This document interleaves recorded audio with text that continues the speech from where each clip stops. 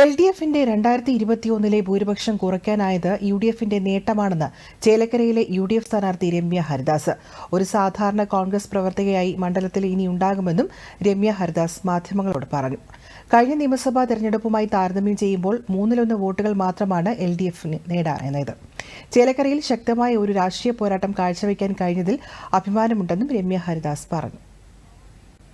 2021 ഒരു ഭൂരിപക്ഷം ഇടതുപക്ഷത്തിനെ വെച്ച് നോക്കുമ്പോൾ അതിനെ ഒരു 1/3 കുറയ്ക്കാൻ സാധിച്ചു എന്നുള്ളത് നിങ്ങൾക്ക് തന്നെ അതിൻ്റെ ഒരു വോട്ടിങ്ങിൻ്റെ ഒരു പെർസെൻറ്റേജ് മാർജിൻ നോക്കിയാൽ മനസ്സിലാക്കാൻ സാധിക്കും.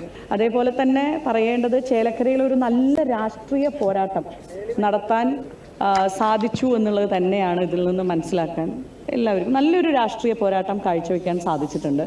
അതോടൊപ്പം തന്നെ ഈ തെരഞ്ഞെടുപ്പ് പ്രവർത്തനങ്ങളിൽ നേതൃത്വം കൊടുത്ത പാർട്ടിയോടും മുന്നണിയോടും UDFിൻ്റെ ലീഡേഴ്സ് ഒത്തിരി ആളുകളുടെ വലിയൊരു പ്രയത്നവും പ്രവർത്തനവും ഒക്കെ ഇതിനോടകം ഉണ്ടായിട്ടുണ്ട്. അവരോടൊക്കെ ഉള്ളൊരു ഹൃദയം നിറഞ്ഞ നന്ദി പറയാണ്. അതോടൊപ്പം തന്നെ എൻ്റെ സഹപ്രവർത്തകർ, UDFിൻ്റെ സഹപ്രവർത്തകർ കഴിഞ്ഞ ഏകദേശം ഒരു 2 മാസക്കാലം അവരെടുത്തിരിക്കുന്നത്